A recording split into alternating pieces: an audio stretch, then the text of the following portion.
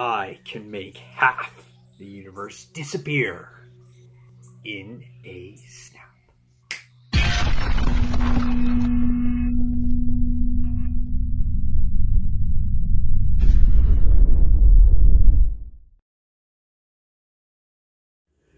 Hey comic book fans, welcome back to Comic Book Corner 2.0, and fans, you're back with me, Mike Spider Slayer, getting ready to do a 6-part epic event of the Infinity Gauntlet. That's right, fans. We're officially about 6 weeks away from the release of this Avengers Infinity War movie, and so what I wanted to do was reread Infinity Gauntlet and share with you my thoughts on the series. I haven't read this book in about 20 years, so it's been a very long time. But I wanted to reread it, going into the movie, seeing the comparisons between the movie and the comic book and things that they got from the comic. And I'm doing my review based off of my Infinity Gauntlet issue number 1 that I bought way back in 1991. This book is in mint condition. I've maybe read it one time and I've put it back, but I brought it out of the dust and out of the long boxes to share my thoughts on Infinity Gauntlet with you guys, and rereading this story on how, how massive and how great of a story it actually is.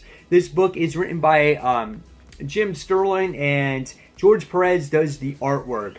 George Perez's artwork is absolutely second to none. And when I do a lot of my reviews when it comes to cosmic books like Guardians of the Galaxy or Silver Surfer, and I say these types of books, they need detail to really show what goes on in space and just to really appreciate what the cosmic world is like. This is it. This is George Perez. Nails it right on the head.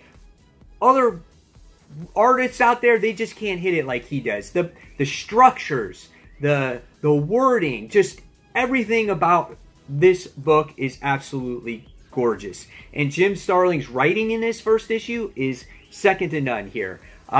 So let's talk about what happens in this first issue. So recently, Thanos has been resurrected from death. He has Mephisto at his side, and he's trying to get the love and the affection from death, but he's unsuccessful throughout this this entire issue until he realizes it maybe possibly at the very end. But he has these Infinity Gems. That's what he used with his power, and he wants to obviously conquer the universe. So as the issue gets underway, we get to see Silver Surfer. He makes his way to Doctor Strange's house, and he wants to warn Strange of the imminent danger that is about to happen, within the universe, and he hopes that he's not too late.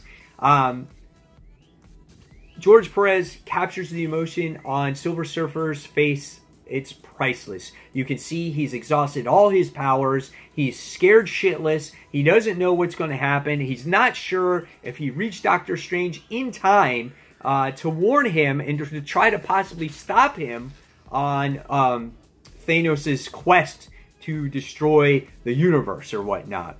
The book does a nice job at using Silver Surfer's narration to describe what the Infinity Gems are and where they've kind of come from. And I really appreciate that. And as you're going through this journey, again, George Perez's crazy cosmic artwork fits the book, and it's just wild.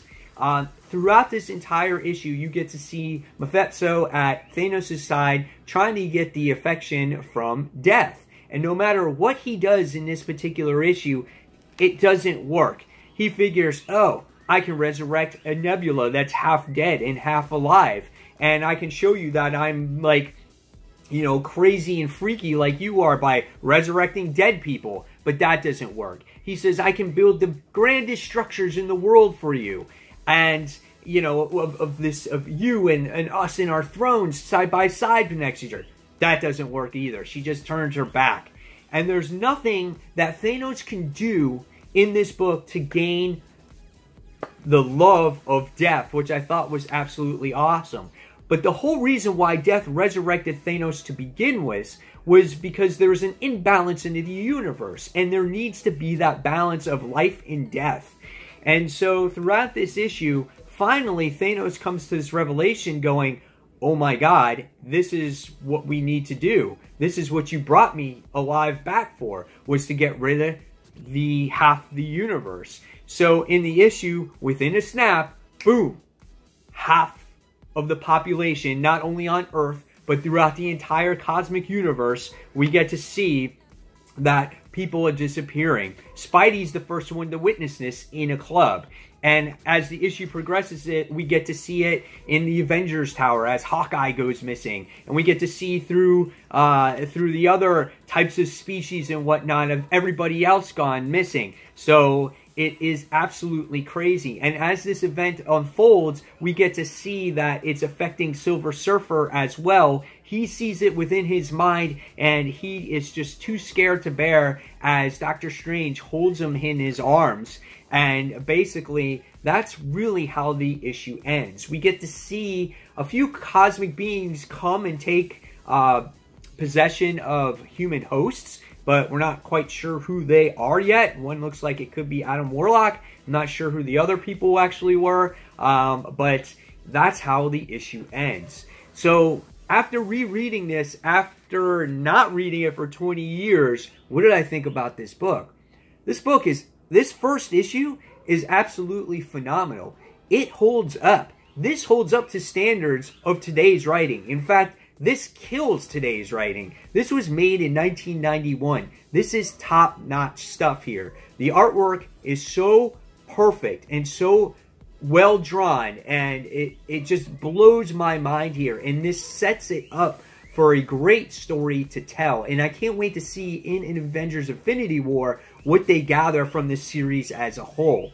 So after reading this book and seeing how ruthless and just how much death is the weakness for Thanos in this book, and just Silver Surfer being scared shitless, and just everyone being so paranoid, it blows my mind away that I can have a reaction with this for a comic that's old.